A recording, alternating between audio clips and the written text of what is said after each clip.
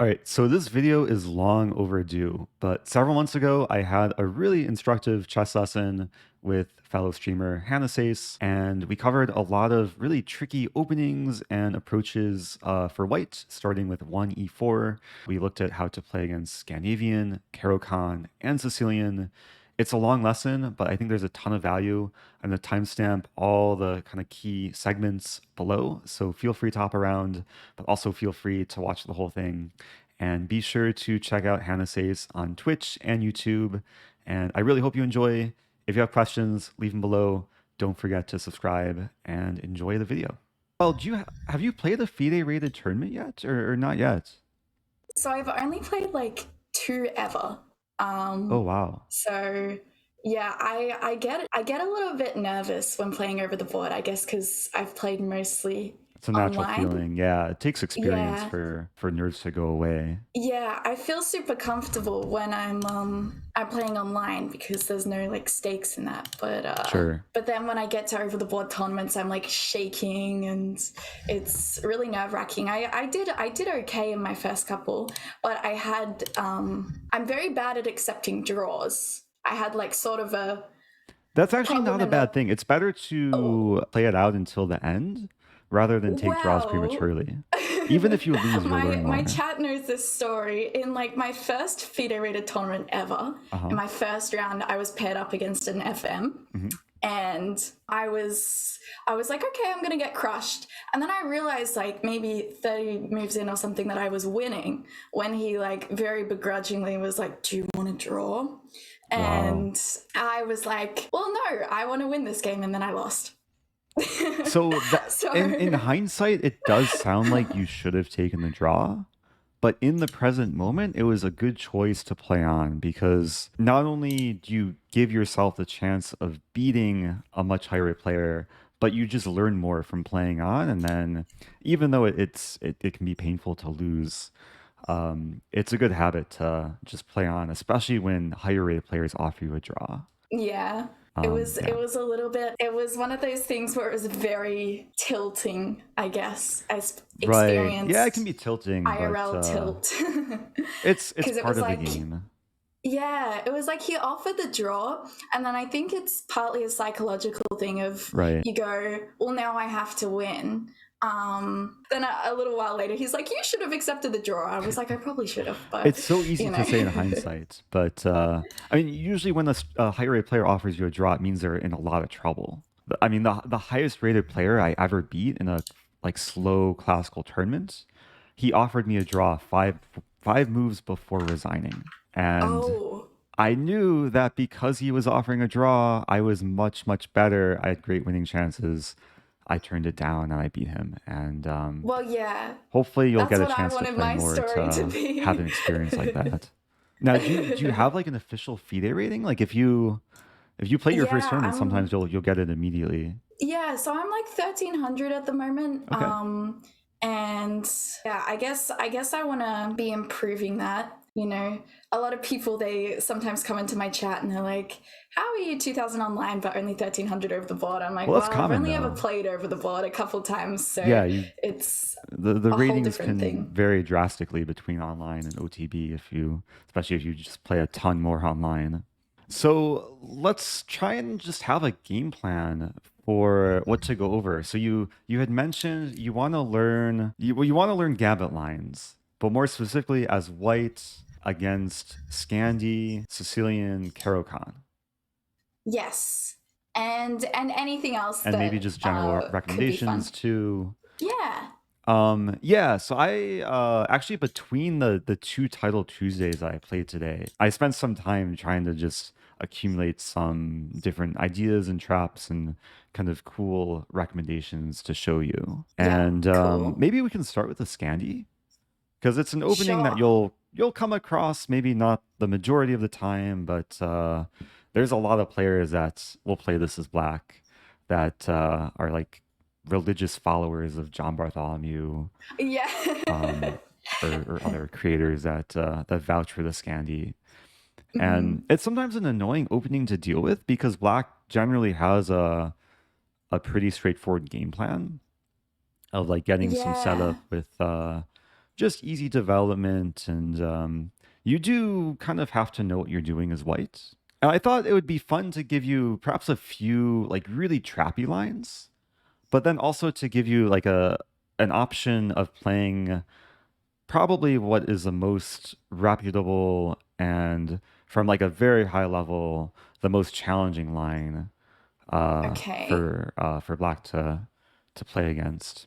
But perhaps we can start with like the fun Gambit lines, and there's a Yeah. lot of tactical traps that Yeah, I white can usually employ. just play. Yeah, I've usually just play like knight f3 and that sort of thing, and I find Aha. it's just really solid, and I just find it difficult to get any sort of fun attacks or anything against the Scandi. Yeah, knight of three is So actually completely yeah, fine. It's played by a lot of yeah, GMs. The point is to play d4, c4, and mm, kind of get the positional space advantage in the center. But the more direct move, and the move that I'd recommend for most players, is knight c3. yeah, Just attack the queen immediately, and most players will play queen a5 here. Some players, hmm, John Bartholomew included, will play queen d8, which is yeah, nothing to be too worried about, because then black's kind of just wasting time. And we can come back to queen d8, but queen a5 most played. yeah. I see this most of the time. Yeah. Yeah. And here, if you want to be hyper aggressive, there's a Gambit line that a lot of people in my chat are already screaming to for me to show you. Is Okay. it's a pawn sacrifice. Starts with pawn b4, Okay. and I will say it's somewhat dubious, but it has a pretty nasty trap to it. And even if black doesn't fall into the trap, you can get a position with some compensation. Okay. So we'll look at like the most critical line, queen takes b4, and every move that white will play from here on out is making a threat. So you play knight b5, threatening Hmm. c7. Yeah. Most players will play queen a5 here. And actually, the cool thing about this trap is that black will play the most popular move until they fall into the trap. Oh. So here you play Okay. bishop c4, which looks Yeah. like just an innocent developing move, but you already have like a pretty nasty threat to this. And the most common move for black is pawn c6, which looks really natural, just trying to kick away the knight. But now it's So already queen white to move. h5 or something? Queen h5, you have the right idea, but there's even better execution for white. Okay. Queen h5 is one candidate move. Oh, hmm. Okay. So I wanted to go queen h5 because, yeah, threatening the f7 pawn and Sure. also maybe something with a check Right. on d6 to try and grab the queen. What else would there be? I mean, I guess you'd have to consider if there's anything with sacking the bishop straight away, but I don't really see anything with that. Hmm. I'm not too sure actually. Yeah, you have all kind of the right ideas. It's just about finding the precise line. You can start Yeah. with bishop f7. This is just more forcing. Oh, okay. And then after king takes, I'll just queen. Wait, no, you go. actually you go. I want you to find the follow up here. Okay. Is how do we So, justify the bishop sacrifice? yeah, I want to go with a queen check here. Hmm. So queen f3. Where's white going? Yeah, queen f3, knight f6, and we kind of run out Yeah. of steam. And then also queen h5. So G6, g6. Oh, then is there just knight and d6 then in knight this one? d6. Yeah, so Yeah, and then it's pawn just takes not queen. giving Yeah, black any time yeah. um, to defend because we're constantly checking. So it's a really nice use of just using the whole board and combining the tactics in white's favor. So Yeah, that's a super cool tactic. Yeah. there's been thousands of players that have fallen into this online. Really? That's awesome. It's very easy just to stumble into, and if black sees the alignment and sees this move coming, there's really not too much that can be done. Like if king e6 is this move, again winning the Yeah. queen. And maybe the best try is king f6, but this is just asking for a ton of trouble. Bishop e2 check, and white's Yeah. having all the fun. Like here, and you can take with queen, and Yeah, it doesn't look very fun for black here. yeah, if king f7, we win the queen. If king g6, we check on the back rank and just start consuming material. So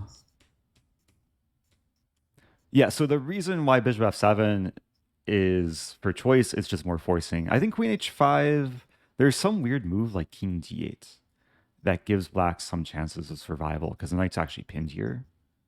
True. And it gets a little bit strange. Okay, and what's the best move after king d8? Just to take the pawn on f7? Oh, well, you should not play queen h5. You should just play queen bishop takes f7 first. Okay, just sack the bishop, yeah. And okay. I had this trap a few years ago against John Bartholomew, who just wasn't aware of it. Yeah, Scandi master himself. And he realized the danger here. Yeah, it seems easy to fall into if you're playing as black, because nothing here looked too like that black had to play anything. Black just played the most natural looking moves, yeah. So I should point out, like, if black doesn't stumble into this, there's two main moves that prevent this bishop f7 tactic. If black knows what they're doing or just develops in a normal way with knight f6 or knight c6, both of these moves prevent this whole combination. Yeah. And then you are down a pawn, and this is a risk of playing such a line that you sacrifice material early, but you're still getting a lead in development. You'll castle very soon. You can play bishop b2 and get the nice bishops in a relatively open position. And the queen is still a little bit iffy here. Bad, yeah. So it's a nice weapon for blitz, bullet, rapid.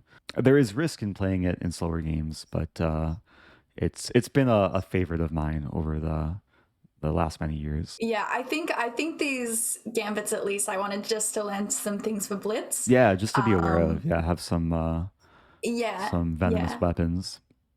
So this is a cool one. Yeah. E4. I should also mention I never A6. even heard of that either. A6, okay. A6 falls into the same trap.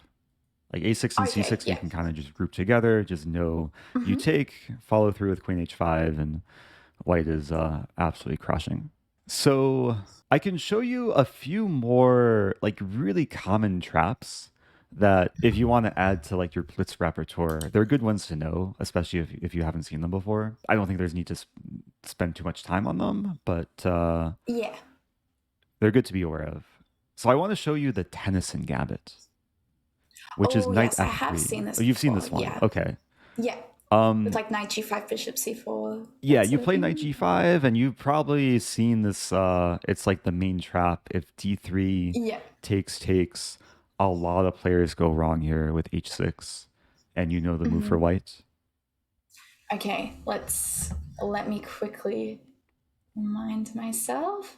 I definitely seen it before. Oh wait. So can we just take the pawn on f7? King takes. And then after takes, is that bishop g6? Is that what the... Exactly, yeah. This is called the intercontinental ballistic missile variation. I'm not sure what why, a catchy name. but it makes for a good like YouTube clickbait. Yeah, so, well, yeah, I wonder why somebody was like, yes, let's call it the intercontinental missile. Yeah, describing the act of the bishop coming in, maybe along with the knight. Yeah, I have seen this one before. So I could show you one more trap here, which is a bit more advanced. Just to make sure that everyone watching understands, the reason why this is so strong for white is the queen hangs in the end. So it's a common theme in a lot of opening traps is to deflect the king away from the queen. There's one more lesser known trap here, is if black plays e5, which is also a very normal looking move. White has a surprising way of punishing black. And it's definitely a higher level type of combination, but I'll give you some time to try and find the best move for white. Okay, let me think. Um, I mean, I'd want to look at something like with a bishop check, right? And like um maybe taking the queen and going for knight f7 fork or something, but maybe that's I'll in go the ahead and end say a you have safer exactly the play. right idea. It's just a Okay. matter of seeing how black will react. But let's play it out. So bishop e5 check. Okay. And essentially we kind of have two threats here. Because it's obviously check to the king, but we are threatening also take and fork. Yeah. So this means black pretty much has to block on d7. If c6, we can Yes. carry through with our forking.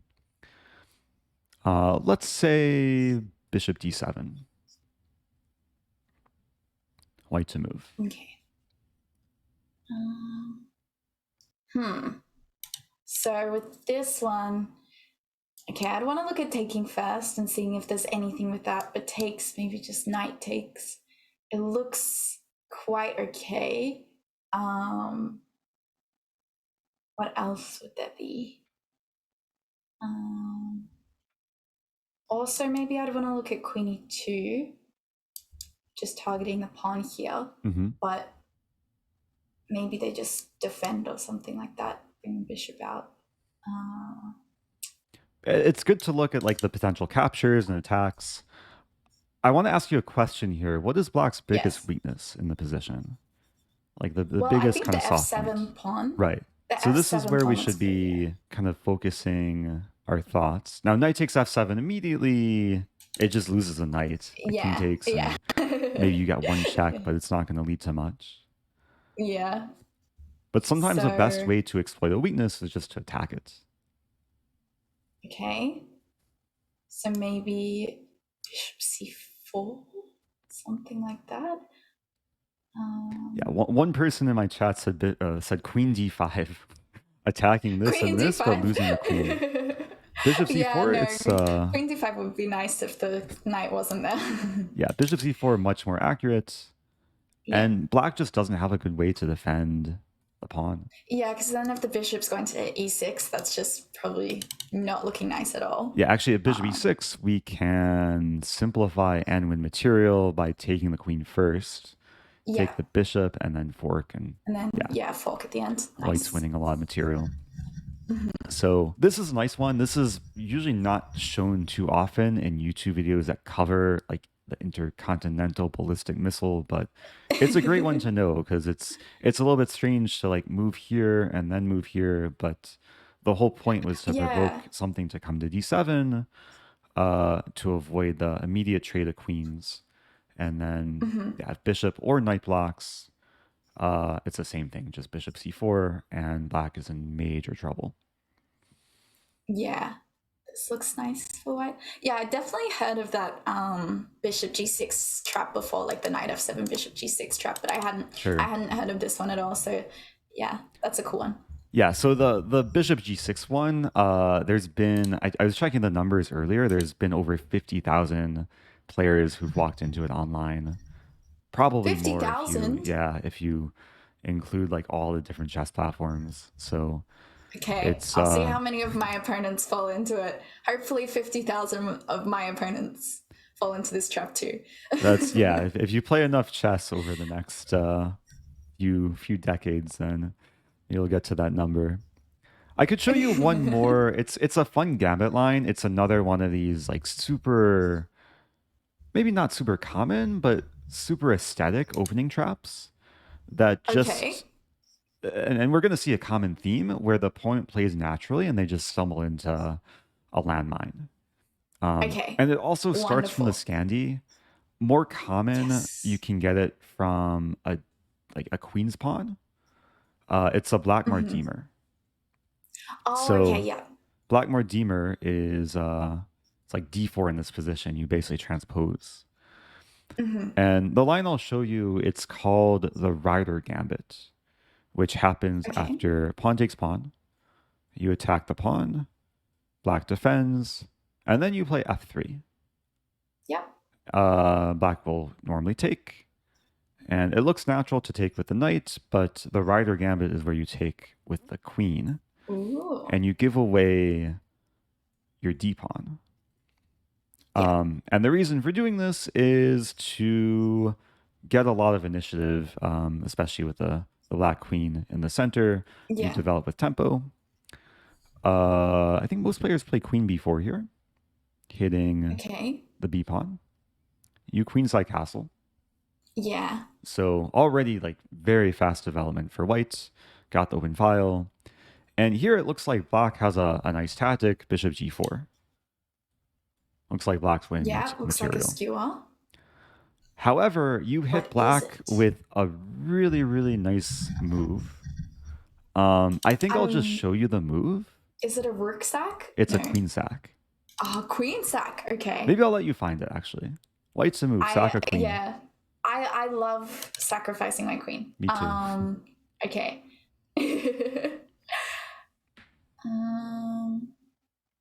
Okay, there's only a couple ways to sacrifice the queen here. So maybe I'll see if there's anything with queen f6 first. Queen f6 and takes.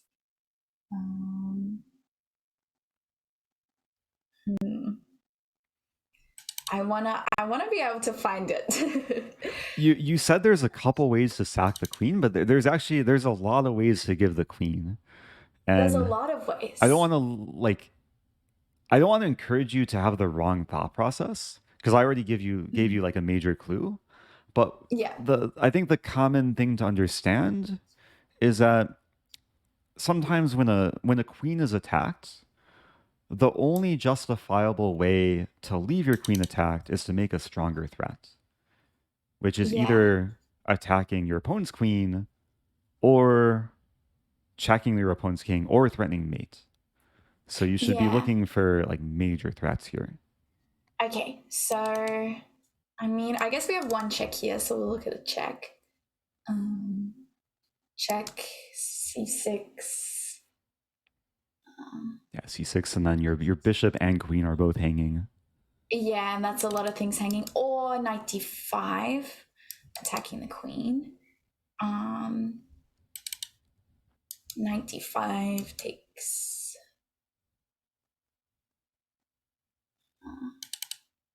How else can I attack? Okay, I'll give you I think a bit more helpful of a clue. Knight d5 looks cool. It looks like a cool move, but yeah.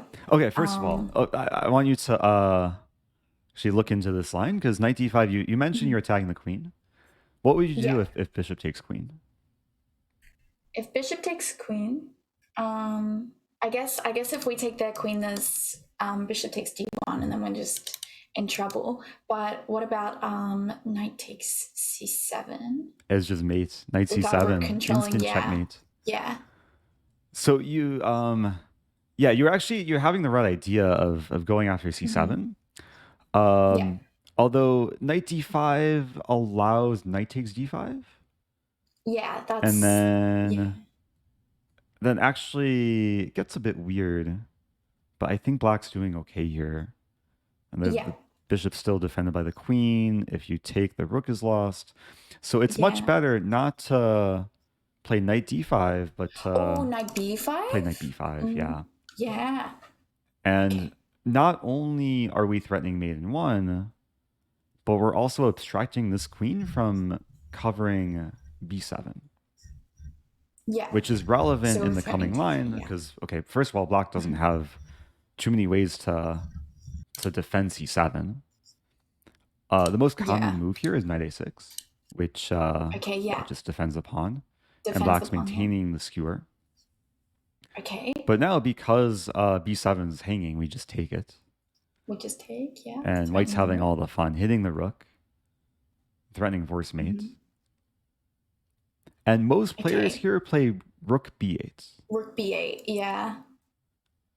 And it's a messy position, because a lot is happening. Queen's attacked, knight defends a rook, knight also defends the c7 pawn, rook's hanging. However, there's a way to just end things immediately, and this is white to move and force mate. Okay, force mate. Well, I'd be thinking about queen c6 check. Bishop comes back probably though. We could take this pawn over here with check, but then after knight takes, I guess black's threatening mate on b2.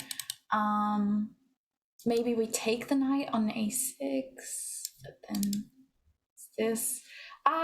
There's so many There's a lot of options. Yeah. I'll say it's force mate in 2. So Force really, mate the in first 2. move has to be a check. A check, yes. And you considered queen c6, which just runs into blocking. There's no mate. Yeah. You have to consider the other possible knight checks. c7. Knight c7 and knight takes c7. Yeah, and then. So what are the other candidate moves? Other candidate moves. Well, there's not many checks left. Or you can take the rook. Oh, take the rook. Wait, take the rook, knight takes, and then just there knight you go. c7. Yeah, it's a queen sacrifice. It's interesting, like how the brain works is sometimes you just unconsciously reject a move that loses a queen, but it's always worth looking a little bit further and seeing. It's the same mating idea of the rook cutting off the king. I just kind of forgot that was a thing. Yeah, so like already after queen takes b7, black is pretty much toast. Yeah, there's maybe some ways for black to survive, but white's having a decisive advantage here. Yeah. And I think there's been hundreds of players that have walked into this one. So again, like a lot of the moves for black, they were just very natural, and as white coming up with these very exotic sacrifices and tactics. Yeah, this looks like a lot of fun. So anyway, I gave you what did I give you? The first one, which was this B4 Gambit. That was actually called the Leonhardt Gambit.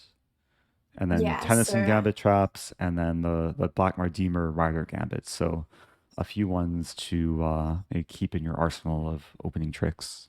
Yeah, there's a lot of cool ones. I feel like the Tennison Gambit, for some reason, I feel like a lot of people know how to defend against that, but maybe I'll give it a few It's more common. That's one of the issues. At a certain level, players are just a bit more have a bit more experience and have raised or grown through the ranks to know how to avoid the traps there. But you'll still get traps on occasion with Tennison. Yeah, I like the B4 one though, because I've actually never heard of that. I've seen Black Mardimer, and I think I've played it a few times just because I like to play random gambits without even knowing what they are and see if I can win. But I've always gone for knight takes on c3. Oh, knight f3 first. Sorry, yeah, taking in the Black Mardimer, taking with the knight. Oh, in the black. Okay, The queen, gotcha. So, yeah, the Ryder Gambit is a bit less common. That sometimes it has more surprise value. Yeah. I could show you like the main, like the more reputable approach to playing for white. If you want like one more like non-dubious, just objectively good line that has a trap in it. Yeah, let's go. That is probably more suitable for slower chess, and it still involves this queen a5 line. Okay. Yeah. And it happens after some common moves: d4, knight f6, knight f3, and a lot of players here will play bishop g4. Actually, extremely common for black to develop the bishop before they block it in with e6.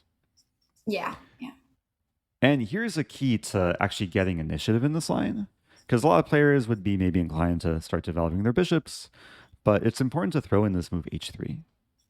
Okay. And you're forcing the bishop to kind of make up its mind. If bishop takes f3, you're happy just to take back, and you got the bishop pair, you activate your queen. Most players will play bishop h5. Yeah. Now, actually, I'm remembering another trap too. I wasn't planning to show you this one, but I probably should, just so you're aware of it. There is a move here, queen h5. Oh, yes. Which looks kind of cool. Actually, Yeah, I've had people play this against me before, actually, like this exact line. And what would you do in this But position? I've always just played bishop e2. But Yeah, is there some there's crazy there's a better queen move trap or as far as something? I remember. Okay. You can just take the bishop, Yeah, okay. and you can say, "Oh no, my rook." But when they take the rook, then knight e2, I believe, and Oh, knight g3 is coming. yeah. And I don't And know if black can like has an easy way to prevent this. If we look at knight g3, you'd be controlling all the squares. A knight hitting the queen in the corner. yeah. You're controlling Yeah, I'm trying h5, to think where the h4, queen would h6, escape to. and there's no safe moves currently. Like the queen's already stuck. Yeah, that's interesting. The only move I'm Huh. seeing for black as an attempt is knight e4, trying to prevent Yeah, knight g3. But I think you can just play queen d3, hitting the yeah. knight, and there doesn't seem to be a great way to defend the knight. Knight retreats, you still have knight g3. Well, So, this is very good to know because I actually come across this surprising amount. uh-huh. So I thought it was, I guess I had considered taking at some point, but usually I've just gone for the safe route because it doesn't. When you look like you're losing a rook, then it seems a bit scary. So Right. yeah, And a lot of players think they're so clever, like putting their queen here, pinning, and yeah, actually both directions, creating the battery. But yeah, this yeah. backfires It terribly for looks, black. yeah, it looks impossible to take. So that's good to know. Awesome. So yeah, another tactical motif. But most players will play Mhm. bishop to h5. Yeah, And here you kind of break some opening principles because most openings you just try and develop and castle as quickly as possible. But here, because you haven't committed to castling yet, you can keep expanding with g4. the g4. Yeah. And after bishop g6, you break another opening principle and move the same piece twice, but it's all with good intention. You play knight Yeah, e5. 95. And it looks like you might be going after the bishop, but you're actually interested in playing knight c4 to try and trap the queen. Okay. And as far as I know, this is supposed to be a really good line for white. And if Okay. black's not careful, there's a lot of ways a queen can just run into trouble. Like e6 Mhm. looks like a very natural move. But after knight c4, I don't know how black is actually saving the queen. Yeah, it doesn't look like it has many squares to go to. Like There's a6 and b4. a6. All other Yeah. squares, like you're controlling the whole fifth rank. Yeah, I So guess I guess most players would maybe just go to a6 so here. a6 aligns with the bishop on f1. Yeah. And Mm. this is sometimes a frustrating type of situation where it looks like you're going to have a strong There discovery. should be a tactic for this. Yeah, like Yeah. you want to play knight d6, but then queen takes e6. Yeah. So what you can do here is just leave the tension, not move your knight, and make a simple threat. Actually, simple Yeah, like developing move, bishop bishop f5 or f4. something. Yeah, yeah. Bishop f4, sorry. Covering the d6 Yeah. square, threatening knight d6. Mhm. And I think black is just toast here. Like there's no good way to get the queen out of trouble. Yeah, this looks really nice. Although there is queen, wait a minute, queen c6. I maybe spoke too soon. Queen c6. Are we getting forked? Oh, there's a funny line. Queen c6 hits a rook. Okay. I'm not using an engine here, so I've Yeah. on my own. I was thinking you can still play knight d6, and whatever takes it, you're gonna have bishop b5. Ooh, that's And if fun. king d7, still bishop e5. I'm not sure about king e7 though, because your rook and knight are King hanging, and things get messy. Yeah, So everything's hanging. I actually don't know how to toggle the engine. This would be a case where I would just ask Um, like Stockfish. yeah, no, I can't see how to turn it on. Hmm. And I'll go ahead and say, like, I first learned about this line back when I was 8 years old. My first chess coach taught me this exact Yeah. knight e5 and knight c4 idea. And I had a lot of lessons when I was younger reviewing these lines. Mhm. Um, So I should remember what I was taught as a kid, but Yeah, I think someone also said in chat, which was a move that maybe I was looking at too. So after knight d6 and king e7, something with like d5 maybe. But yeah. okay, I've cheated a little bit. I've turned on the engine, Okay. and it turns out this line isn't actually that great for white. The best move is rook g1. Yeah. And maybe okay, it's still playable. Engine gives roughly equal. This position is really good for white. Yeah. So I wonder what we're H4. meant to do. It's not as good as I. Okay, so the best approach is actually to trap the bishop, or to try and trap the bishop at h4, going for Okay. h5. And if I guess what would black play if black just plays like h5 or h5 something? here, What then are you we can going return to for? e5. Okay. And you're hitting the queen with the bishop, and you're just threatening to destroy black's king side. Yeah. That does look nice, yeah. Anyway, so this was just supposed to be like an introductory line that if you want something a bit more stable that still has some venom to it, then this is I like nice it. idea. I like it. Because a lot of the times against the Scandi, I just feel like black gets a very solid position versus me. And I just, obviously, when I'm playing it as white, I want to be attacking a little bit more. So, yeah, this is a nice one to know.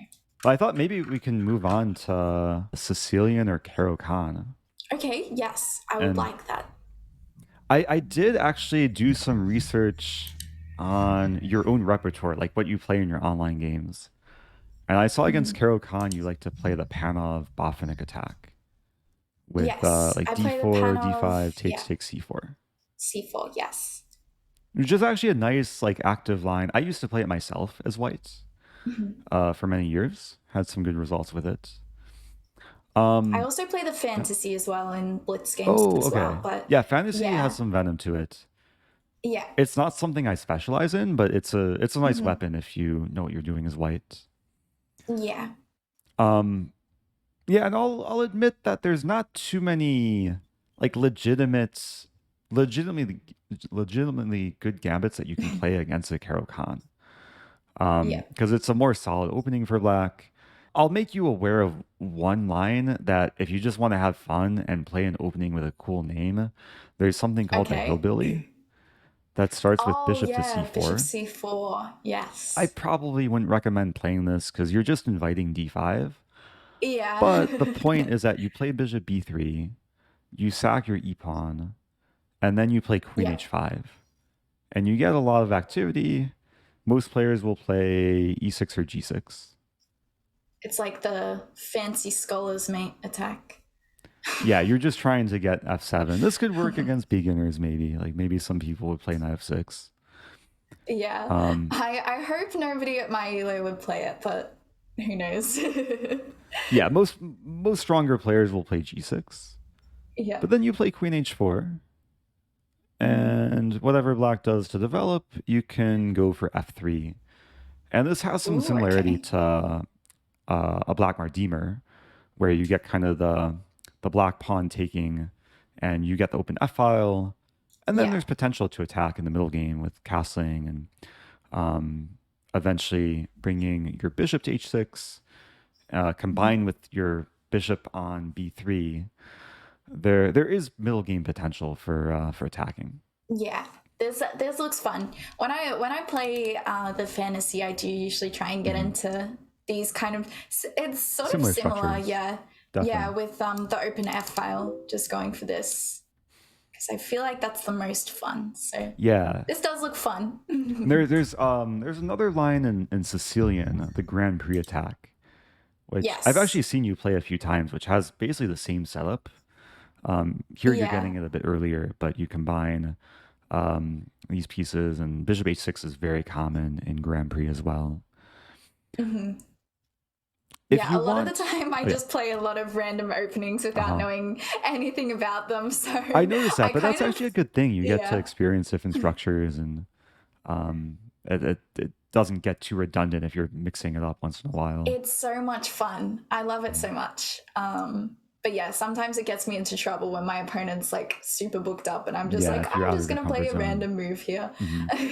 So the one thing I recommend to a lot of players against Caro Kann, which I think is the most trappy, but also one of the most reputable lines that a lot of grandmasters play, is called the two knights attack. Yeah. That I noticed you've never played in your life, at least on chess.com. Yes, I've never played the Which two knights attack. is this setup. Okay. And I didn't start playing this until much later in my chess career. But the reason why I began playing this was because of the potential traps and the venom that it has if black is somewhat unprepared. I'll just Yeah. start by showing you like the main trap. And even if you don't have this as your main weapon against Caro Kann, it's something to keep in mind. Because there's a lot of amateur players that will treat this like a classical variation. And the classical is when white has a pawn on d4 and the knight's still back on g1. And the main line in that position is bishop f5. Yeah. It turns out bishop f5 in this position is actually a pretty significant mistake. Oh, okay. And the reason why is because you can generate a lot of initiative against the bishop. Yeah. And once black plays bishop g6, black is already in a lot of trouble. Okay. You continue here with h4, threatening to trap the bishop. Bishop trap. Yes. Most players play h6. Yep. And then you play knight e5. So it's pure initiative, hitting the bishop. And it's mainly positional threat. Like get the bishop pair, destroy black structure. Almost everyone plays this move. And now you keep throwing punches. You play queen h5, threatening mate. Black pretty much has to play g6. This is a sad move, but it's the best move for black. Yeah, I don't really see anything else that The alternative would be queen d5, but this runs into bishop c4. And white's just crushing here. Yeah. And now, after g6, it gets fun because you don't have to move your queen. Oh. Find the best move, which is not a queen move. Well, bishop c4 is on my mind now, obviously. Threatening this, which would be absolutely wonderful if anybody just took the queen and you get this. Yeah, you can play bishop c4 and say, oh no, my queen. Most people will be aware of the threat. I've had one game online where my opponent took the queen. Where that would be so fun. The reason why they took the queen in the one game I played like a year ago was I played bishop c4 instantly, so they thought it was like an accidental pre-move. Like a pre-move, right. Yeah, that sort of thing. Yeah, that's smart. But most players will be aware of the mate threat. They'll play e6, and now you actually have to move your queen. And queen f3 seems like the natural move to keep the threats going. Yeah. But the move I would suggest here is queen e2. And you make a sneakier type of threat where you're not immediately threatening mate, but you're making it so... Oh, maybe threatening knight f7 with queen... Yeah, knight f7 and queen e6 is actually super deadly. That looks fun. And you're making it so that a lot of natural developing moves for black just walk into this exact combination. Like knight f6, bishop g7, knight d7, bishop d6, all the moves I've highlighted walk into knight f7. Yeah. And I've seen a lot of like strong players, like expert and above, just stumble into this, and then black's just losing. King takes, it's so is queen too. c7 the move for black instead? Yeah, black has to do something a little bit awkward, like queen queen c7 or queen f6 are probably the two main moves, or queen e7. Yeah. Against any of these moves, you just play d4. So if we imagine queen c7, d4, and you haven't won any material, but you're just having an amazing position. Yeah, nice looks good. The knight on d4 looks awesome. Yeah, black's only developed minor piece is a sad bishop on h7. Yeah, this bishop looks very sad, and these pawns are all kind of looking a bit weird over here. Yeah, the g6 pawn just blocks in the bishop. You're going to align Yeah. your bishop with the queen, probably queenside castle, and enjoy life. Yeah. That looks like a lot of fun. So that's only if they walk into this bishop f5. The problems really start with the bishop f5, because if they play bishop f5, they're likely to play bishop g6 here. Yeah, yeah. Now there are some other options for black. Some people will play bishop g4, after which you play h3. If they take, you're happy, just activate your queen, get the bishop pair, have more development. And the reason I'm showing you this line is because after bishop h5, you play knight g3, and if they play bishop g6, this is a direct transposition into what we just saw. Oh, just the same thing, yeah. You wasted a tempo playing h3, h4, but black wasted a tempo like moving the bishop so many times. Yeah. And yeah, that's a lot of bishop moves. Yeah, and again, you go straight into this line, queen h5, bishop c4. So there's a few other kind of trappy lines, like if you play two knights attack. Some lines are a bit more positional. And if we try and cover our bases here, like if black plays d4, this is a position that you shouldn't worry too much about. Not too many players will play this move. And if they do, you just play knight e2. Okay. c5 is most played, and then knight g3. And then all you have to know is bishop c4, d3, castle. You have really stable position. Your knights are not only good defenders for your king, but good attackers. Yeah. And cool. Yeah, your bishop, actually both bishops will be very happy. Develop a bishop outside the pawn chain. Yeah, d3 first, and then it looks really cramped. But yeah, bishop c4. Bishop c4 first, sometimes nice bishop b5, but yeah, white's having fun here. And there's a bonus trap, like if knight c6, bonus trap, yay! Let's say bishop c4. Yeah, bonus trap is if they play bishop g4. Oh, is this the white to move. Yeah, I know this pattern takes here and then knight g5, right? Yeah, if the bishop's not defended, then you can go for this. Yeah. Some players would make the mistake of playing knight e5, thinking they're being so brilliant and sacking their queen and then mate. Oh yeah, but this fails to take... Yeah, knight takes e5, and then all of a sudden you just lost a piece. Oh no. That's something I do in Bullet or something. I'd be like, yay! Where you like you hope you're being brilliant, but really no. So yeah, if you just know knight e2 and then know some arrows, you'll be good to go in this line. Awesome. We love arrows. So I'm trying to think what else black can play here that's common. There's a few other options after takes, and then actually a common line is knight f6. Yeah. The so-called, there's a similar line called the Tartakower that Levy actually recommends, as he's a big Caro Kann fan. Yeah, and he is. The idea for black is to get a structure with double pawns, but really solid position where black will play bishop d6 and castle, and it's hard to crack the setup. So rather than taking, there's a cool move here, queen e2. Okay. Which, at first, it kind of looks like hope chess. And it kind of, there's part of this which is hope chess. You're hoping black plays knight d7, and then you check. And blunders the, yeah. But queen e2 is actually one of the best moves for white. And the point is, you're threatening to take and preventing the e-pawn from taking back. Oh, yeah. So then... so you're trying to make it so black takes with the g-pawn. So if a move like bishop f5 is played, you're happy to get a structure like this, where it's not so attractive for black to castle on the king side. Yeah. Oh, you said e6 for black? E6? Or sorry, I think I cut you off. You said some move, or maybe I was just hearing things. I think you might be hearing things, unless I don't remember saying something. No worries. I was going to say the main line here is knight takes e4. and then takes. And then a lot of players will bring their knight in to try and hit your queen. Yeah.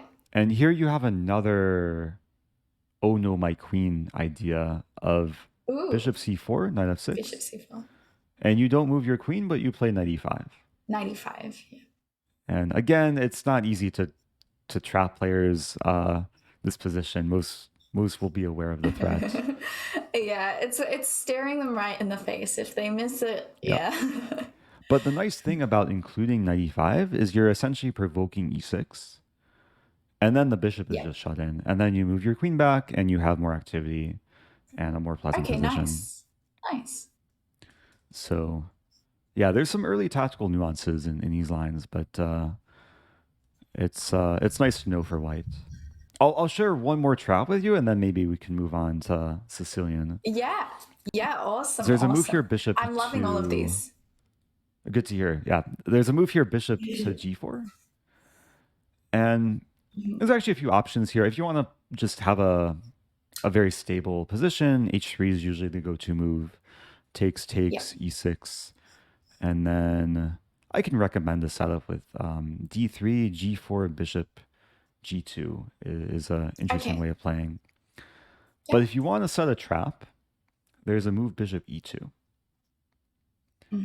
And when you play bishop e2, you're making it so d4 looks more attractive for black because the knight can't go to e2. Oh, yeah. But d4 is actually a big mistake for black. Yeah.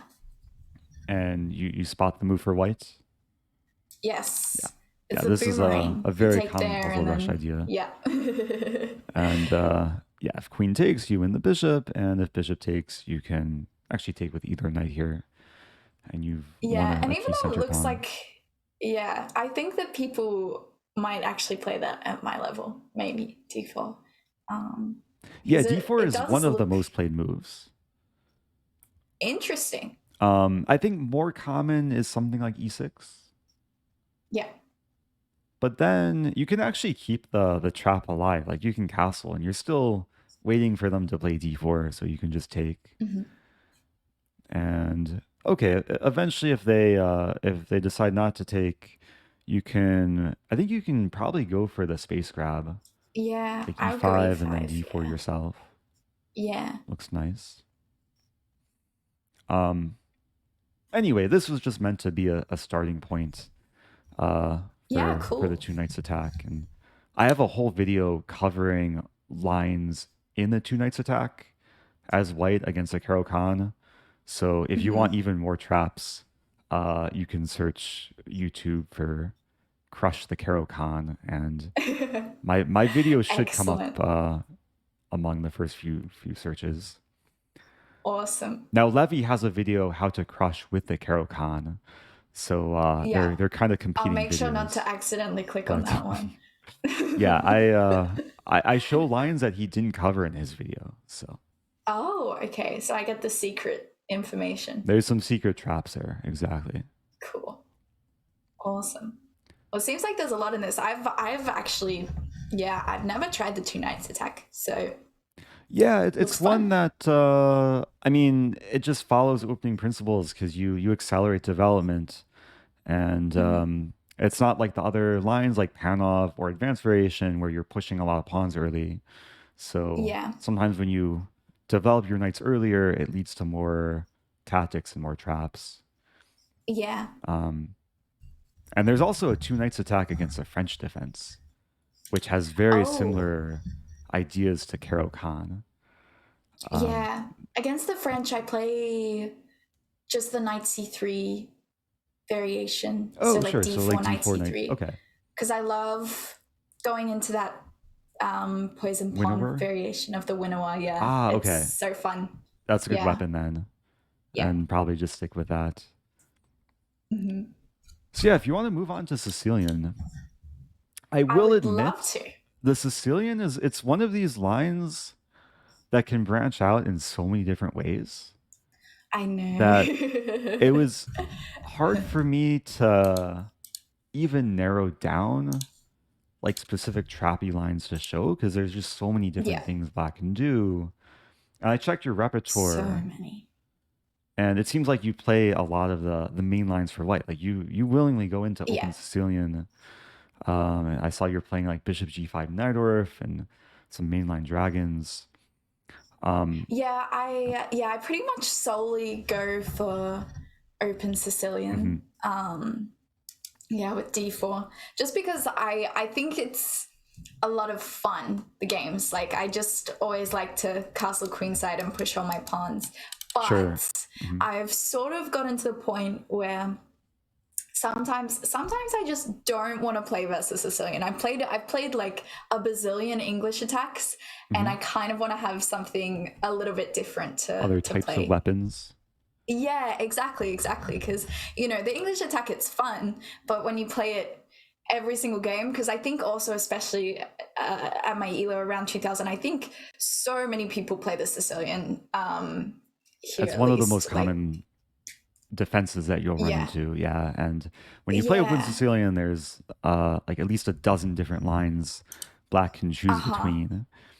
Um, yeah, so it can be rewarding actually. Like if you play open Sicilian as white and you it seems like you've accumulated a lot of experience in playing these like open, fun attacking positions. But it's also challenging from a repertoire standpoint where there's a lot of things to be prepared for.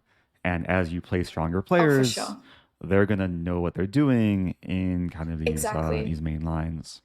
And they just know they're Sicilian, and I've got to learn what to play against Sure. everybody else's Sicilian. And sometimes it's like, well, I guess it can just be pretty easy to be outmatched, maybe if somebody's very familiar with it. Exactly. But yeah, So one thing comes to mind to give you a weapon to integrate in your overall repertoire. And what I'm going to show you, it allows you to go into Open Sicilian if you want, but it also like it gives you some more options in terms cool. of the positions you can reach.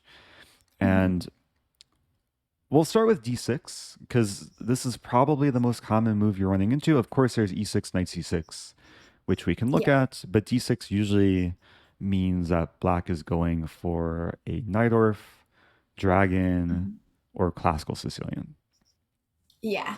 Yeah. Um, D6 is by far, the most common I would come across. and like Yeah. most players, just to explain, most players will get to this position, play knight c6 or knight f6, provoke knight Mm-hmm. c3, and this is Najdorf, dragon, and classical. Yeah. So there's a way to kind of bunch all of these lines together or be Okay. prepared for someone who plays either Najdorf, classical, or dragon by starting with the move knight c3. Okay. Because most players will play knight f6, Mm-hmm. just being ready to transpose back into open Sicilian. And the line I want to show you, I don't know if it has Mm-hmm. a name.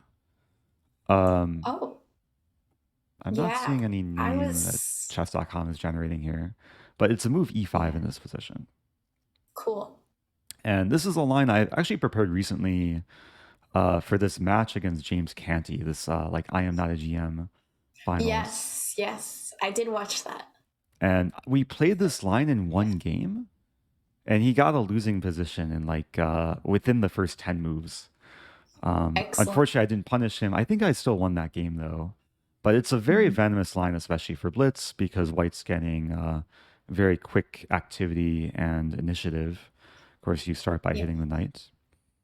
And it's also not that dubious. Like even if black plays perfectly, it's still a reasonable position for white. Yeah. Almost everyone will take, and you take back with knights. Mm-hmm. And the way I actually became aware of this line is I have a friend who's rated around like 23, 2400. He's a FIDE master. And I saw him Yeah. about a year ago. He was telling me a story about how he played Daniel Naroditsky in one of these like speedrun videos that Danya was doing. And he Yeah. trapped Danya in like 12 moves. Oh, And that's awesome. he was playing on like a Smurf account. So my friend's rating on his Smurf account was like 1200. And Danya just thought he was a Oh, complete noob and took free oh no. material and then got in trouble. So I can show you the Oh, trap that he caught Danya with, which is actually a okay. really beautiful trap. Poor And Danya. yeah, I All don't know right. if Danya knows this backstory, but hopefully I can Yeah. remember it. It starts with black playing pawn a6, which is Mhm. actually a logical move because it discourages bishop e5, and that's one of the intentions of your knight here is you wanted to Mm. try and control these squares, potential blocking squares. Yeah. And here you can play a nifty move pawn g3, Okay. which aims to develop the bishop to the long diagonal because you don't really want to develop your bishop here and then eventually walk into b5. Yeah, for sure. Yeah. So bishop's going to stand very nicely on g2. A lot of Hmm. players will play queen c7, including Danya, hitting the Okay. knight. And now you just you defend the knight with d4. Very Yeah. common resource in this opening. There'll be a trade, takes, and here it looks very natural for black to just hit your queen with knight c6. Okay. And this is exact position that my friend had against Danya. He was still prepared. He Hmm. took the knight. And after queen takes knight, it actually looks good for black at first because the queen is hitting the rook and there's no bishop Yeah. g2. But here there's a really surprising move for white. You can just develop your bishop to g5 and Uh huh. completely ignore the fact that your rook is hanging. Yeah. And then if queen takes, And is queen it takes like, h1 is exactly what do we Danya played, castle? thinking it Queenside looks like a castles free or rook. But after queenside yeah. castling, white's just Yeah. completely winning here. Uh, how Yeah. how to stop queen d8 checkmate? Not to mention, there's ideas of bishop e5.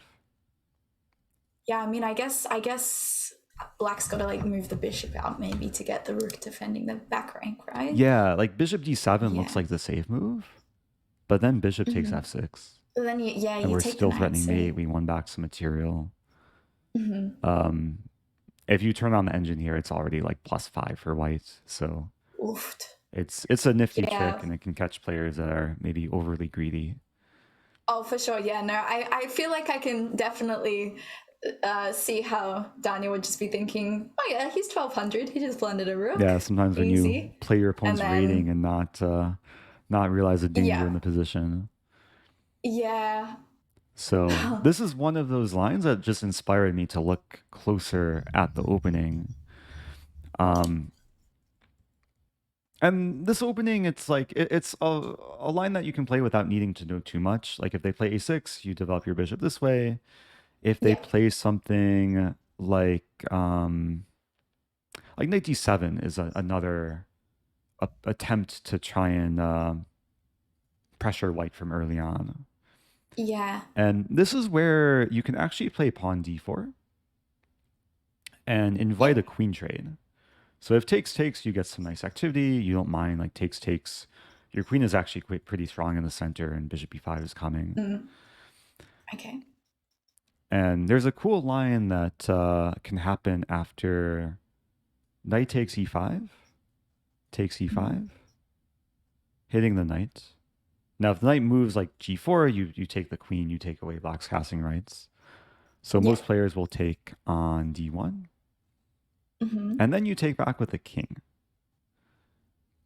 And then there's a really Yes. crazy line here. I'm going to try and remember it. It's been a few Okay. weeks since I reviewed this, but most players, almost all players, will play knight g4, hitting both Yeah, go pawns. to that And it for looks sure. scary because you lost casting rights, your pawns are forked, Yeah. but then you have bishop b5 check.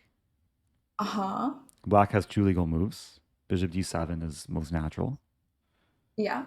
And then after white's next move, it guarantees white a nice advantage. It actually makes things really messy, but it almost all goes in white's favor. Is pawn Okay. e6, Oh, where that's very spicy. very spicy move. You're hitting the bishop. There's some positional idea that if black takes, then you just get a much more pleasant like queenless middle game or almost already an end game after something Yeah. like takes king e2. King E2, you are down a yeah. pawn, but the structure combined with the fact rook d1 will come with tempo should be very Yeah, nice for white. that does look nice, yeah. And then, of course, there's a lot of options for black here. If knight takes f2, you play king e2, and then if the rook is grabbed, I think this is completely winning for white. You take with a pawn, Check. and at the very least, you're going to trap the knight and have two pieces Yeah, just develop the for the rook. bishop. Yeah. Yeah, rook Yeah. coming in. So I think most players will, instead of take on f2, take on b5. Yeah. And then you take back. Now, of course, you're no longer threatening the bishop, but you're threatening the fork. Yeah. So if black goes for the fork, you just fork right back. And it's a lot easier for you to win the knight on h1 than it is for black to win the knight here because you have this resource bishop f4, knight c7. All right. Yeah. I know we're Okay. going through a lot, but a lot of this is stuff you can kind of figure out over the No, board. it does make sense, which is nice. Like it doesn't feel like any of these lines are things where I just have to be memorizing it Sure. like crazy. There's a lot of logic yeah, to it. it's pretty Yeah. intuitive, I guess. Yeah. So the last thing to acknowledge is if black queenside castles, and this is a common theme, you just play king e2. You defend your pawn. Yeah. If they take, it's similar to that other line where you are temporarily down a pawn, but you have much better structure. This bishop is slow to develop. I'm not sure what the best move here is. You might be able to just win the pawn, actually. Like you win back the pawn right away. Yeah, that's what I was thinking. You probably could just take. And then no matter where the king moves, you come back. And then if the king moves up, then a4 looks nice. And actually, I'm remembering now, this exact line is what I had in my prep file for James Canty. Oh, okay. And just like in general for this line. So. And did you get this? Did you get this? Is this the line that I Canty didn't get went this into, line or? during the game. I wonder if I can quickly find the game. Let me see if I can find the game against Canty, because it was a nice one. I would love to see it. I think it was in the bullet portion. Congrats on your performance. Oh, thanks so much. Yeah. Yeah. I was very thankful to have just made it through so many strong players. Oh yeah, there was some well, not some, I think everybody who played was very good players, so that was very impressive. I was watching pretty much all of them and I was like, yay, Eric. Oh, appreciate that. Yeah. I mean, I put a lot more preparation into the matches compared to previous years, so I think that helped, especially when it comes to like opening preparation. But then another part of it was just making sure I was getting sleep before the matches and like in peak mental form, like eating well, exercising a few days leading up. So a lot of things came together. It's crazy how much of a difference that makes. I find the same if I'm playing a match versus someone. Like if I don't get a good sleep the night before, it's really it really changes how I play, and also your morale going into the match as well. Like I noticed that you are very good. If you've lost a couple of games, you're very good at bouncing back. Trying to avoid the tilt, and not letting it get to you. Which is a thing that not a lot of people, find that easy. It's tough. It's like just because most players play their best chess when they're calm, and if you get emotional, either between games or during a game, you blunder, you really have to just accept the fact that, okay, you can't undo the past, and just try and be in the present moment and play the best moves possible.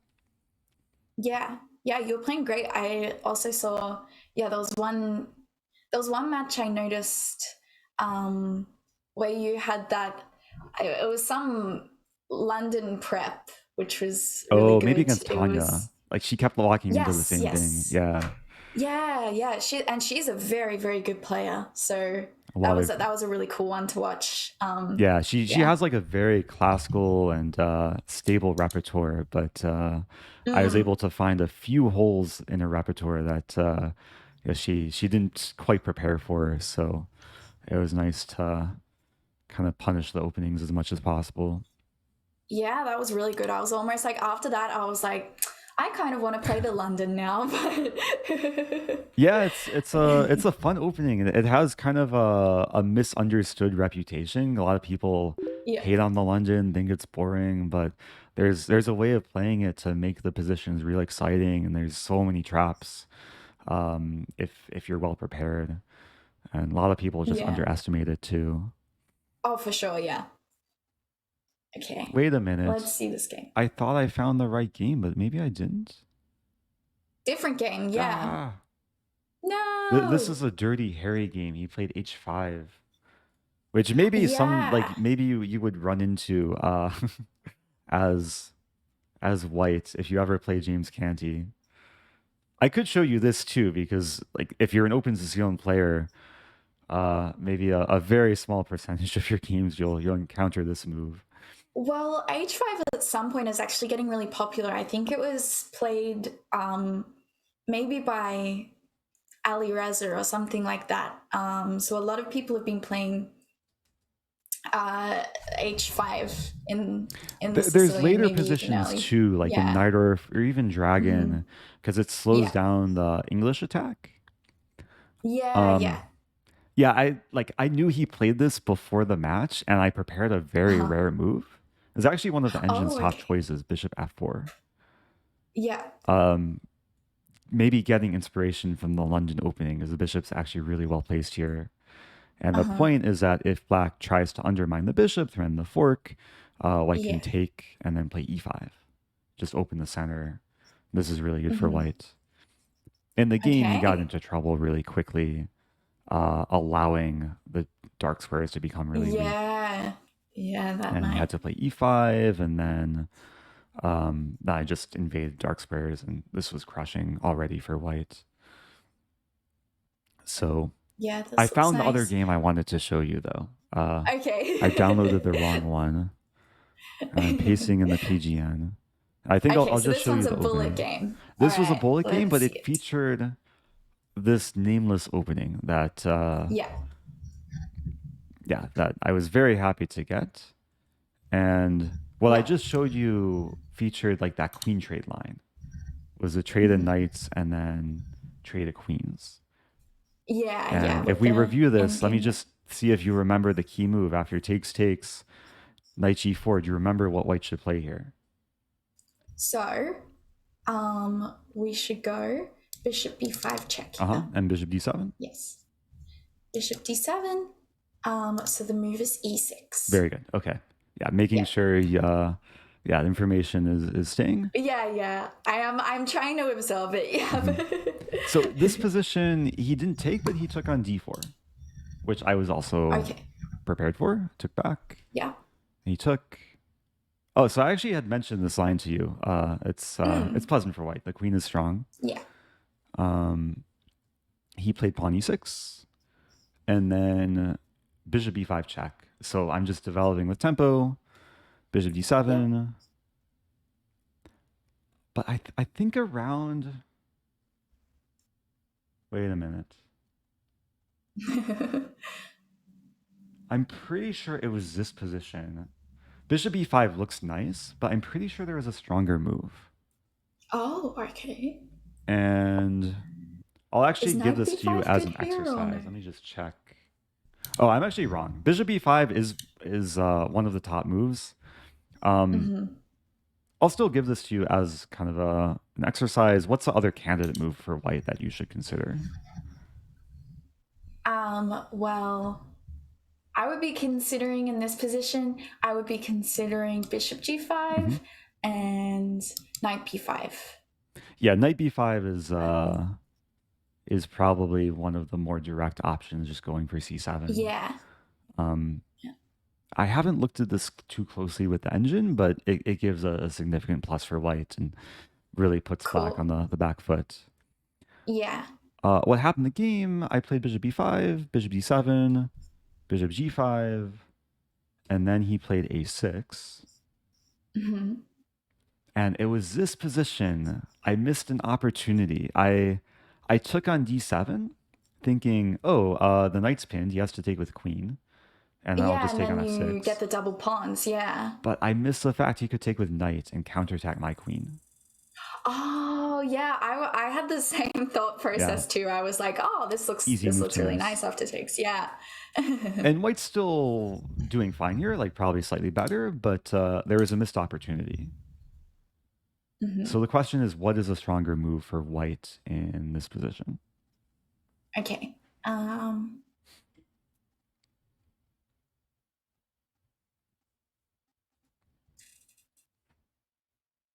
Well, maybe we could take the knight straight away.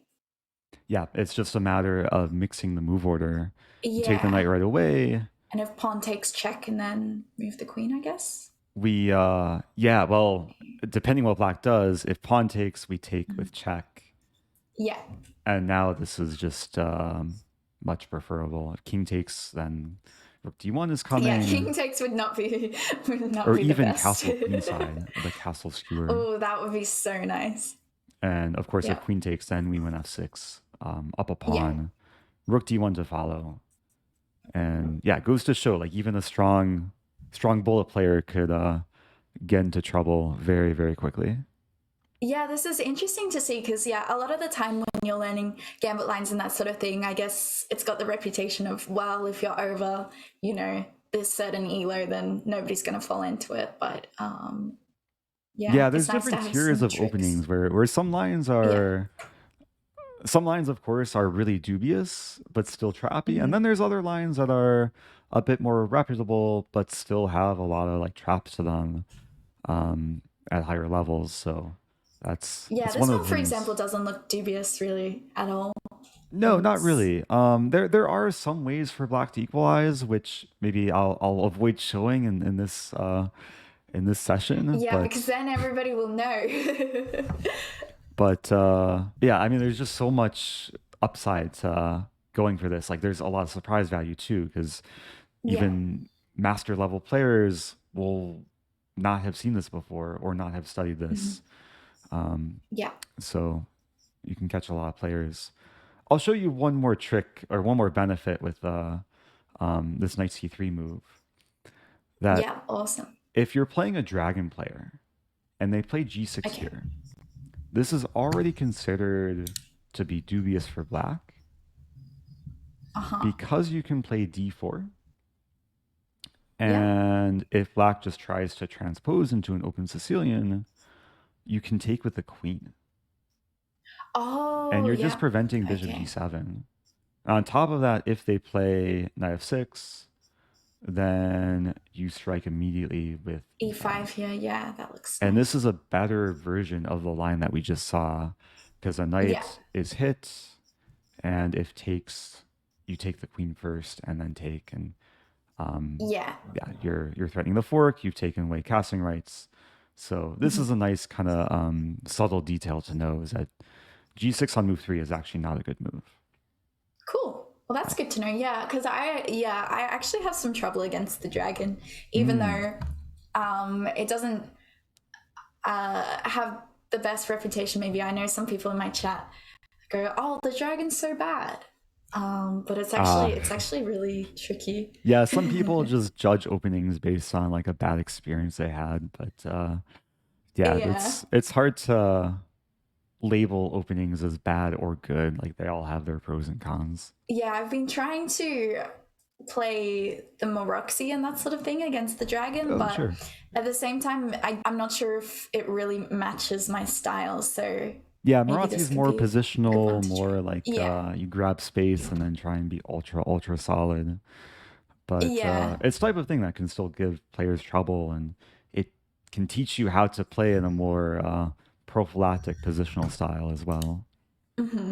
But anyway, I feel like we awesome. covered a lot of hopefully a We lot of new did. interesting lines, and I hope that maybe you can use some of these tricks and traps in your Blitz I'm games. so excited to use them. I'm so excited. Awesome. I'm definitely gonna have to refresh and probably watch this back to make sure that I'm not forgetting anything. But yeah, there was a lot in there. Thank you Yeah, so that's a great much. thing is yeah, you can this will hopefully be saved as a Twitch VOD, but also I might put this thing on YouTube. And you Cool. have a YouTube channel too, so maybe we can split I up the do. content or hopefully cross Yeah, promote yeah, each other because as well.